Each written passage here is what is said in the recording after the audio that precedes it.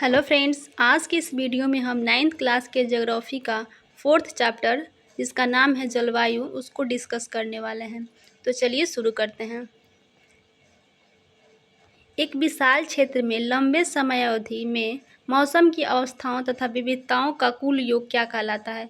तो फ्रेंड्स, एक विशाल क्षेत्र में लंबे समयावधि यानी 30 वर्ष से अधिक समय काल में मौसम की अवस्थाओं तथा विविधताओं का जो कुल योग होता है उसको हम लोग जलवायु कहते हैं। जबकि मौसम एक विशेष समय में एक विशेष क्षेत्र के वायुमंडल की अवस्था को बताता है। वहीं जलवायु जो होता है एक लंबे समयावधि की अवस्थाओं को बताता है। नेक्स्ट है, मौसम तथा जलवायु के कौन कौन से तत्व होते हैं। तो फ्रेंड्स, मौसम तथा जलवायु के तत्व होते हैं तापमान, वायुमंडलीय दाब, पवन, आर्द्रता तथा वर्षण। महीनों की औसत वायुमंडलीय अवस्था के आधार पर वर्ष को ग्रीष्म, शीत या वर्षा ऋतु में भी बांटा गया है। नेक्स्ट है, मानसून शब्द की उत्पत्ति किस भाषा से हुई है। तो फ्रेंड्स, मानसून शब्द की उत्पत्ति जो है हुई है अरबी भाषा से हुई है। अरबी भाषा के मौसम से हुई है और जिसका अर्थ होता है मौसम। नेक्स्ट है, मानसून का अर्थ है। तो फ्रेंड्स, मानसून का क्या अर्थ है। तो मानसून का अर्थ है एक वर्ष के दौरान वायु की दिशा में ऋतु के अनुसार परिवर्तन मानसून कहलाता है। नेक्स्ट है, भारत की जलवायु को क्या कहा जाता है। तो फ्रेंड्स, भारत की जलवायु को मानसूनी जलवायु कहा जाता है। नेक्स्ट है, एशिया में मानसूनी जलवायु मुख्यतः पाई जाती है। तो फ्रेंड्स, एशिया में मानसूनी प्रकार की जलवायु जो होती है वो दक्षिण तथा दक्षिण पूर्व एशिया में पाई जाती है। यहाँ पर कुछ जगहों का जो है तापमान दिया हुआ है। जैसे राजस्थान का तापमान 50 डिग्री सेल्सियस होता है गर्मी के मौसम में। पहलगाम का वहीं तापमान 20 डिग्री सेल्सियस होता है। और द्रास की अगर बात करें तो -45 डिग्री सेल्सियस होता है ठंडी के दिनों में। वहीं तिरुवनंतपुरम का 22 डिग्री सेल्सियस होता है ठंडी के दिनों में। नेक्स्ट है, थार मरुस्थल में दिन का तापमान तथा रात का तापमान क्रमशः होता है। तो फ्रेंड्स, थार मरुस्थल में दैनिक तापांतर में काफ़ी विविधता पाई जाती है। वहाँ पे दिन का तापमान जो होता है 50 डिग्री सेल्सियस होता है तथा रात का तापमान 15 डिग्री सेल्सियस होता है।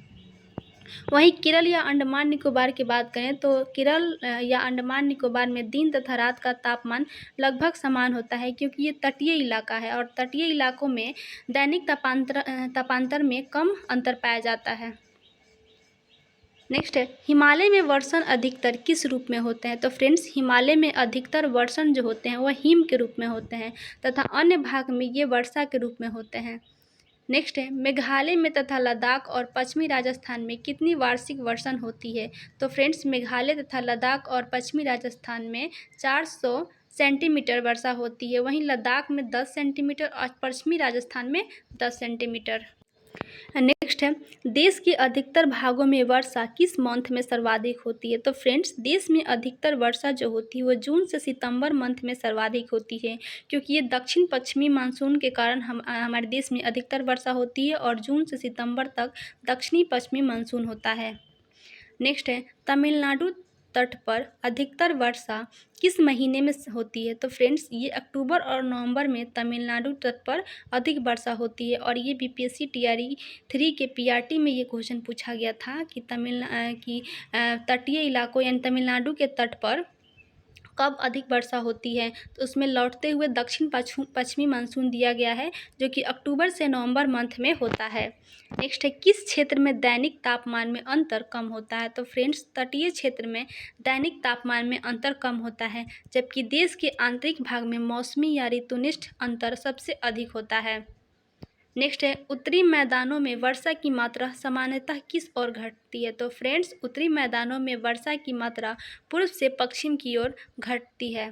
नेक्स्ट है, किसी भी क्षेत्र की जलवायु को नियंत्रित करने वाले कितने प्रमुख कारक हैं। तो फ्रेंड्स, किसी भी क्षेत्र की जलवायु को नियंत्रित करने वाले प्रमुख 6 कारक हैं। वे कौन कौन से हैं आइए देखते हैं। अक्षांश, तुंगता, वायु दाब एवं पवन तंत्र, समुद्र से दूरी, महासागरीय धाराएं तथा ऊंचावाच लक्षण है जो कि जलवायु को नियंत्रित करते हैं। नेक्स्ट है, किस कारण पृथ्वी को प्राप्त सौर ऊर्जा की मात्रा प्रत्येक अक्षांशों पर अलग अलग होती है। तो फ्रेंड्स, पृथ्वी के गोलाई के कारण पृथ्वी को प्राप्त सौर ऊर्जा की मात्रा प्रत्येक अक्षांशों पर अलग अलग होती है। नेक्स्ट है, जब कोई व्यक्ति पृथ्वी के सतह से ऊंचाई की ओर जाता है तो क्या परिवर्तन आता है? तो फ्रेंड्स, जब कोई व्यक्ति पृथ्वी के सतह से ऊंचाई की ओर जाता है तो तापमान में गिरावट आता है और वायुमंडलीय की सघनता भी कम होती जाती है। इसलिए पहाड़ी गर्मी के मौसम में ज़्यादा ठंडी होती है। नेक्स्ट है, किस क्षेत्र का वायु दाब एवं पवन तंत्र किस पर निर्भर करता है? तो फ्रेंड्स, किसी भी क्षेत्र का वायु दाब एवं पवन तंत्र उस जगह के अक्षांश तथा ऊंचाई पर निर्भर करता है। नेक्स्ट है, समुद्र का जलवायु पर कैसा प्रभाव पड़ता है? तो फ्रेंड्स, समुद्र का जलवायु पर समकारी प्रभाव पड़ता है और जैसे जैसे समुद्र से दूरी बढ़ती है वैसे वैसे ये प्रभाव जो होता है वो कम होते जाता है। नेक्स्ट है, जब लोग मौसमी अवस्थाओं को महसूस करते हैं, अर्थात गर्मी में बहुत अधिक गर्मी एवं सर्दी में बहुत अधिक ठंडा, तो इसे हम लोग क्या कहते हैं? तो फ्रेंड्स, इसे हम महाद्वीपीय अवस्था के नाम से जानते हैं। नेक्स्ट है, पर्वतों के पवनाभिमुख ढाल होते हैं। तो फ्रेंड्स, ये जो ढाल होते हैं वे अपेक्षाकृत सूखे होते हैं। नेक्स्ट है, भारत की जलवायु कैसी है? तो फ्रेंड्स, भारत की जलवायु उष्ण और उपोष्ण कटिबंधीय है। इसका कारण है आधा भाग कर्कवृत्त के दक्षिण में है तथा शेष उत्तर भारत में स्थित है, जिसके कारण यहाँ पर दोनों प्रकार की जलवायु पाई जाती है। उष्ण और उपोष्ण दोनों प्रकार की जलवायु भारत में पाई जाती है। नेक्स्ट है, भारत में हिमालय की औसत ऊंचाई कितनी है? तो फ्रेंड्स, भारत में हिमालय की औसत ऊंचाई 6000 मीटर है। नेक्स्ट है, भारत के तटीय क्षेत्र की अधिकतम ऊंचाई लगभग है। तो फ्रेंड्स, भारत के तटीय क्षेत्र की अधिकतम ऊंचाई औसत 30 मीटर है।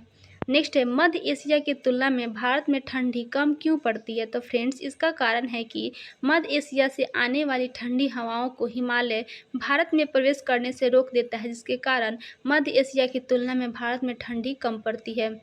नेक्स्ट है, भारत किस प्रकार के व्यापारिक पवनों वाले क्षेत्र में स्थित है? तो फ्रेंड्स, भारत जो है उत्तर पूर्वी व्यापारिक पवनों वाले क्षेत्र में स्थित है और ये पवनें उत्तरी गोलार्ध के उपोष्ण कटिबंधीय उच्च दाब पट्टियों से उत्पन्न होती है तथा दक्षिण की ओर प्रवाहित होती है। नेक्स्ट है, उत्तर पूर्वी व्यापारिक पवनों की क्या विशेषताएं हैं? तो फ्रेंड्स, इसकी विशेषता ये है कि इसमें नमी की मात्रा बहुत कम होती है, ये स्थलीय भाग पर उत्पन्न होती है। इन पवनों द्वारा वर्षा कम या नहीं के बराबर होती है। फ्रेंड्स, उत्तर पूर्वी व्यापारिक पवनों के बारे में अगर बात करें तो ये कोरियोलिस बल के कारण दाहिनी उत्पन्न होती है और ये दाहिनी ओर विक्षेपित होकर विषुवतीय निम्न दाब वाले क्षेत्र में बहती है। नेक्स्ट है, कोरियोलिस बल किस कारण उत्पन्न होता है? तो फ्रेंड्स, कोरियोलिस बल जो होता है पृथ्वी के घूर्णन के कारण उत्पन्न होता है। नेक्स्ट है, कोरियोलिस बल किस प्रकार का बल है? तो फ्रेंड्स, ये जो है आभासी बल है। नेक्स्ट है, किस बल के कारण पवनें उत्तरी गोलार्ध में दाएं ओर तथा दक्षिण गोलार्ध में बाईं ओर मुड़ जाती है? तो फ्रेंड्स, ये कोरियोलिस बल के कारण होता है। नेक्स्ट है, जेट धाराएं लगभग कितने अक्षांशों के बीच स्थित होती है? तो फ्रेंड्स, ये 27 डिग्री से 30 डिग्री उत्तरी अक्षांश के बीच स्थित होती है।